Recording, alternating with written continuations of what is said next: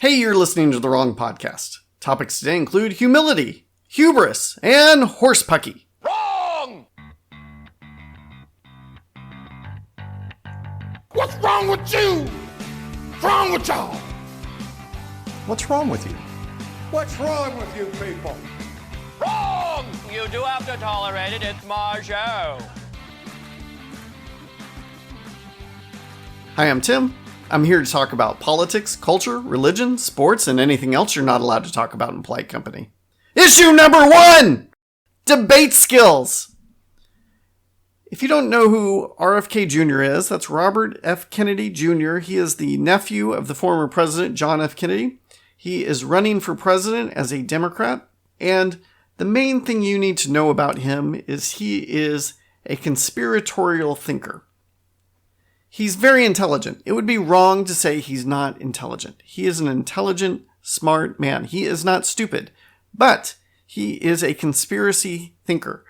And I think we're finding more and more evidence that some people are just made that way. They didn't become that way. They didn't choose it. There's just something in their brain that's attracted to it. And he is one of those people. And one of the things, just to give you an example of his kind of thinking, which I do not think is stupid, but I do think is dangerous. He says that remdesivir should not be used. Remdesivir is a big drug treating COVID. He said that drug is dangerous. It should not be used because 40% of the Ebola patients who took remdesivir died. I'm just letting you think about that for a second. Ebola is easily one of the most dangerous diseases that humanity has ever faced. Ever. It's a horrible disease. It kills almost everyone who has it. If 40% of the people who took remdesivir, of the Ebola patients, who took remdesivir died, I think it's fair to say that they died from Ebola, not from remdesivir. What we learned from them is that remdesivir does not help people who have Ebola. Robert also this week was opining that COVID had been manufactured specifically to ethnically preserve the lives of Jews and Chinese people. And I don't know why all the conspiracy theories always point to the Jews, but they really do. And somebody wrote about this, and I can't remember their answer for why. But Jews happen to be both capitalist and communist in all the conspiracy theories. I don't get it, but man, it's a real conspiracy theory when you finally mention the Jews. I bring this up not so much to talk about RFK Jr., but to talk about this event he had. I believe it was in New York City. He was telling people about his presidential campaign, and somebody asked him a question about climate change. RFK Jr., in addition to having this foundation against vaccines, also has this environmentalist campaign. And so somebody asked him about climate change. And the moderator of this event said, "Oh, the climate hoax." And when he said this, it woke up an 80-year-old art critic who was in the audience, who had been sleeping most of the time. And this man was familiar with the moderator and interested enough just to tell the moderator what he thought of him. And he called him an irrelevant blob. And the art critic and the moderator went back and forth with each other, trading personal barbs, not so much about climate change and whether or not it's a hoax, but real attacks on one another, which led the moderator to just let one loose. He ripped one. And after ripping one, he yelled, "I'm farting!" Which, rhetorically, it's the true defeater, right? If you just rip a massive fart while debating somebody, the conversation is over. You have won. You officially got the last word. What's the other guy supposed to do? he can't debate with that, right? It's over. It's, as rhetoric goes, it's the winner. And let's just all be very clear that let's all be clear on one thing, that when gas introduced itself into this event, the climate was for sure changed. Issue number 2, court rage. I noticed I've been going through my Facebook memories, which is really like one of the best functions of Facebook. It's so cool to look back and see what was happening 10 years ago. Sometimes I don't remember it at all. Other times I'm like, I'm so glad I saved this. Like sometimes I put things down, maybe just for me, just so it'll show up in my Facebook memories years later. I noticed one thing over and over again at the end of June. The end of June is a special event if you're following the Supreme Court, because a lot of their decisions come out in the last week of June. And for some reason, they saved their most controversial opinions for the end of June. The ones that maybe won't necessarily have the biggest impact on the law or the country, but the ones that are that have the most cultural angst built into them, right? And I learned a while ago not to debate Supreme Court decisions after they had been made, because the decision's made. Why are we debating this? And particularly on social media, I don't have the legal knowledge that the Supreme Court does, and neither do the people I'm debating with. We're both just kind of arguing our feelings, right? And I noticed, going back over Facebook memories, that this was a recurring theme at the end of June. And sure enough, it was just the end of June, and I had all these feelings again, and I know not to debate them on Facebook or Twitter, but I still have the feelings. And I get angry with 4 groups of people every year at the end of June. And this is the order I get angry. This is the group of people I get angry with in the order of starting from least angry to most angry. Okay, you ready? First group is I get angry with people who don't like the ruling, particularly when I do like the ruling. The second group of people I get angry with are people who like the rulings and I didn't like the ruling. Okay, that makes sense. These two groups make sense, right? We disagreed with each other. Third group of people I get angry with are people who don't understand the rulings. For example, people like last year when Roe v. Wade was overturned and people said, oh, now abortion has been outlawed. They thought that was true. And I'm a little bit upset with them. Could you read an article? Just one. Don't make me explain this to you. The third group of people I get angry with, and I get so angry with them, are people who distort the rulings who should know better. For instance, CNN just had a headline that said, Supreme Court rules Christians don't have to serve LGBTQ people. And that is so wrong. It's so wrong. It's not at all what the Supreme Court ruled. And CNN, of all places, should know better. It's your job to know better. And I'm sure that if you read the article, it was clear that that's not what they ruled. But whoever wrote the flippin' headline that's all anybody reads decided to frame it that way. And it is not the case. Eric Erickson, he's a talk show host in Georgia. I follow him on Twitter. I'm not sure how I found him, but he said on Twitter, news outlets care greatly about misinformation and disinformation, right up until the moment that they try to explain a Supreme Court decision that they don't like. Perfectly stated. Absolutely the case. So let me just go over some of the Supreme Court rulings over this last year, and let me be angry with people I saw on Facebook and Twitter, but chose not to engage with. Okay, student loans. Student loans. If you want to pay off the student loans, if you think this is a great policy idea, by all means, do it. But you've got to get congressional approval for the money. The president doesn't get to make up money to spend. He gets to choose how to spend the money Congress gives him. That's the system we built. The president can't just say, hey, I'm going to spend $1 trillion on forgiving student loans without getting congressional approval. We have that check and balance for a reason. If you don't think Donald Trump should be able to build a border wall without congressional approval, then you also don't think Joe Biden should be able to forgive student debts without congressional approval. It goes both ways.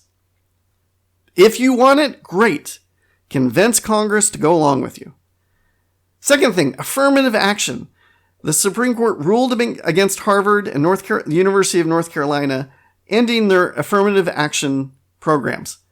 By all means, what great ideas. This was a beautiful, beautiful intention behind your program. Hey, let's make sure that we're including people in our universities who've been left behind by policies, by culture, by circumstance. Let's get them included. The problem with this great idea is that you can't be racist in enacting it. And that's exactly what Harvard was doing. Like, the things that Harvard was actually doing should have made Harvard so embarrassed that they're like, you know what? We're going to change this program so nobody knows how awfully we think of Asian students and how awful we were treating them. It was truly mind-bogglingly awful and racist, the things they were doing. And what they were doing was they were giving black students the positions and seats at their university that were going to Asian students. They weren't doing anything to remove the legacy white students who were already there and who had no problem getting there because of their parents' wealth. Great idea. You got to do it in a way that isn't racist. That means you got to do something a little less lazy than just having people check boxes about what color their skin is.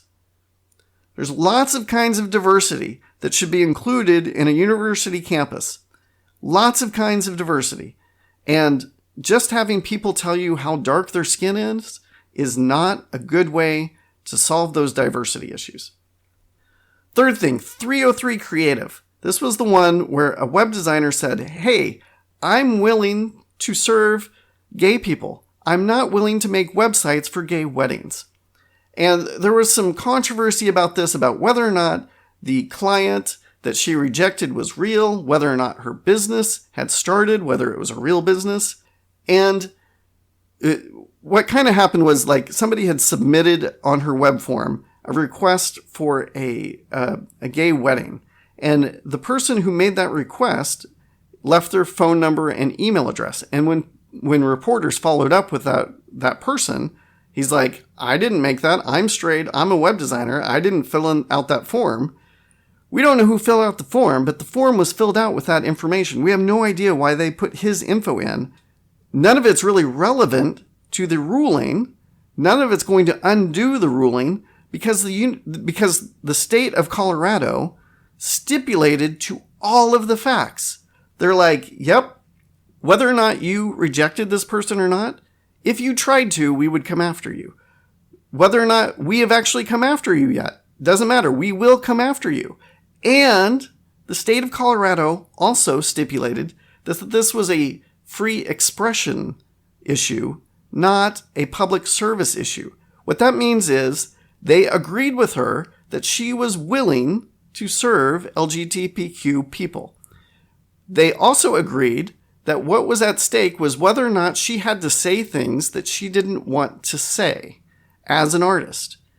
They stipulated those facts. The case was over the minute that they stipulated those facts because the First Amendment is clear. The state cannot force you to say things you don't want to say, even if you're in a business environment. And I saw people like, oh, well, if this is the way it goes, then, you know, I'm a henna tattoo artist. I'm not going to draw a cross on anybody else ever for the rest of my life. Exactly. You don't have to. If you think the cross is offensive for some reason, you don't have to draw it in your henna business. Christians are a protected class, just like LGBTQ people.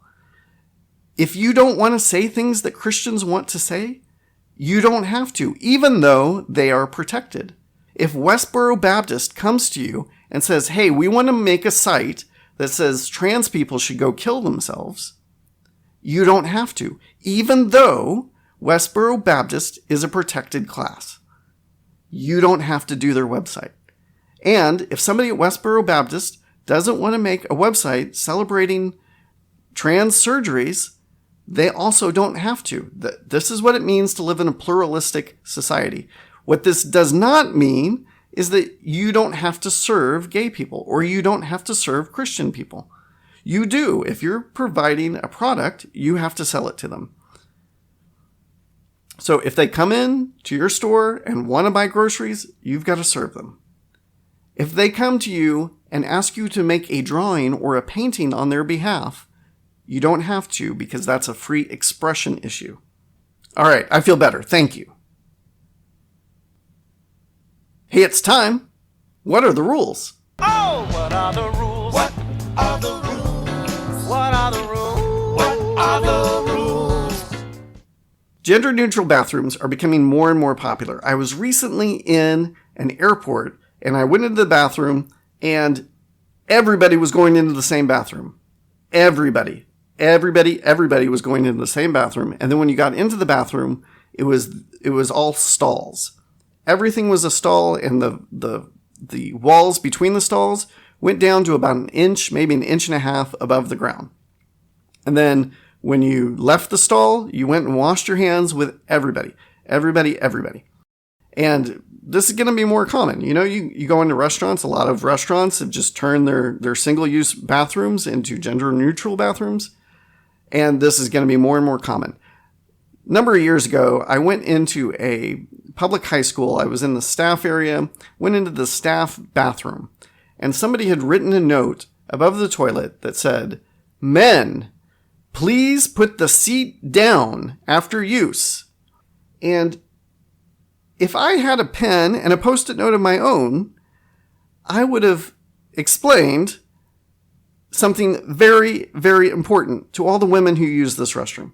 I have been using restrooms with men for my entire life. My entire life, I've been using restrooms with men. And men, you need to know, are disgusting. And when you go into a bathroom that a man has used and you need to sit on the toilet, I'm telling you now, you need to double check what has happened to that toilet seat.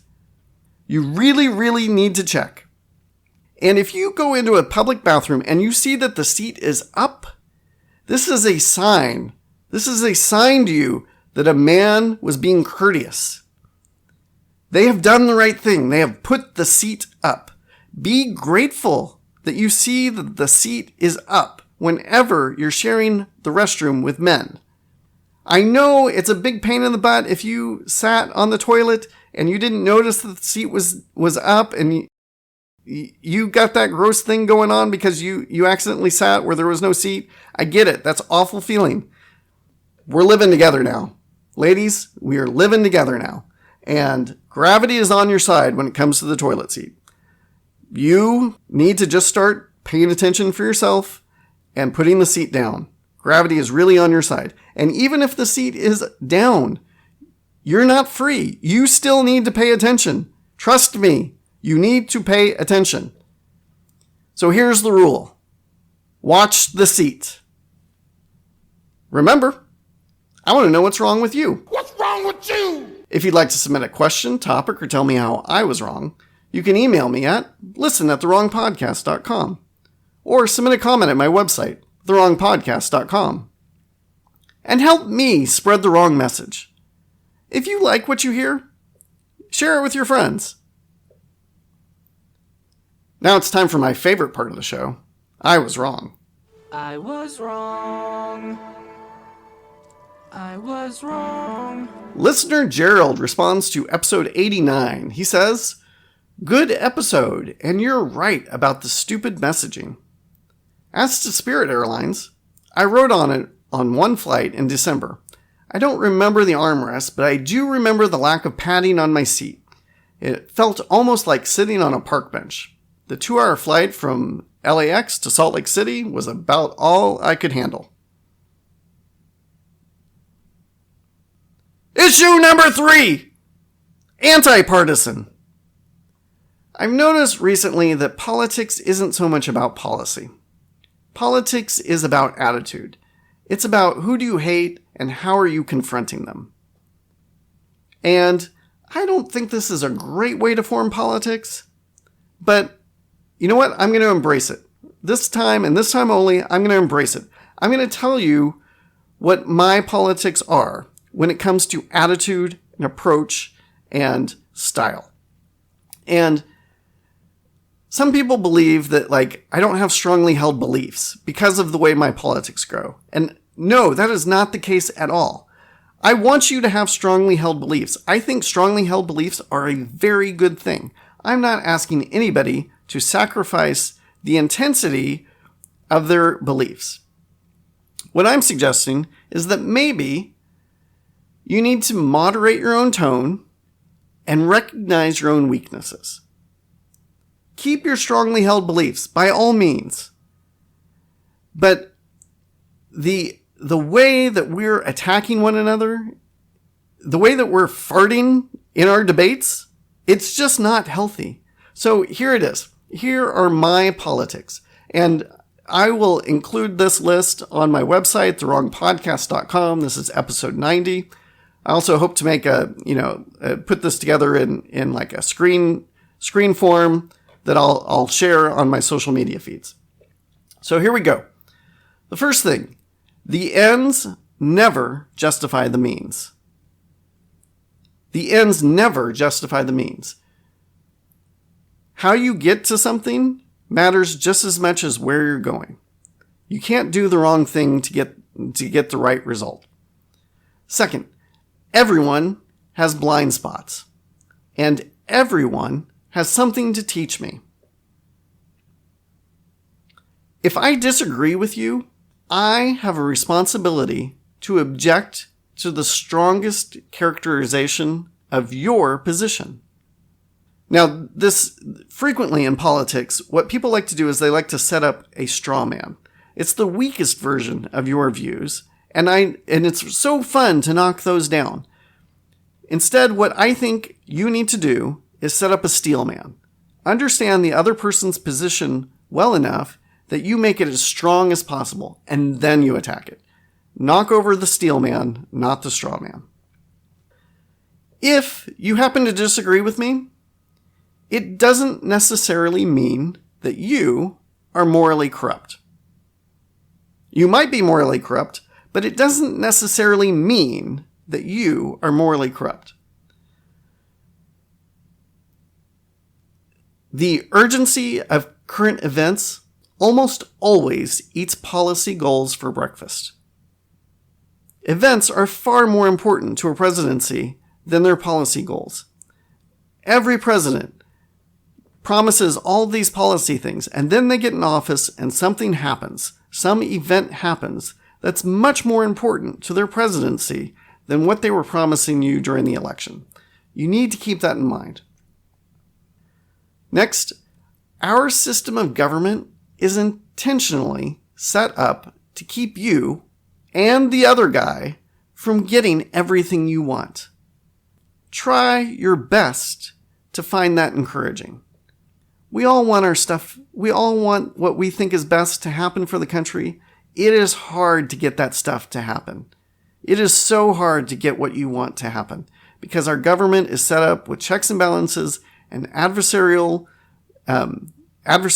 parties and enough elections to vote people out that it is so hard to get everything you want. Don't be discouraged by that. Recognize that that was put in place on purpose to protect you from the power hungry. If you could get everything you wanted right away after every election, that means the other people could too. And whatever's keeping you from getting everything done, it's also keeping them from getting everything done. Okay, next, character always matters. I'm going to say that again. Character always matters. The book of Proverbs, an ancient Jewish proverb, once said, "When the wicked are in authority, evil flourishes." That's why character always matters. Next, corruption exists on all sides. Corruption exists on all sides. It only gets cleaned up when we hold our own side accountable.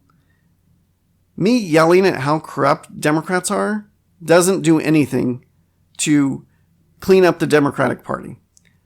The Democrats yelling about how corrupt Republicans are, or Libertarians are, or the Green Party is, doesn't do anything to clean up those parties.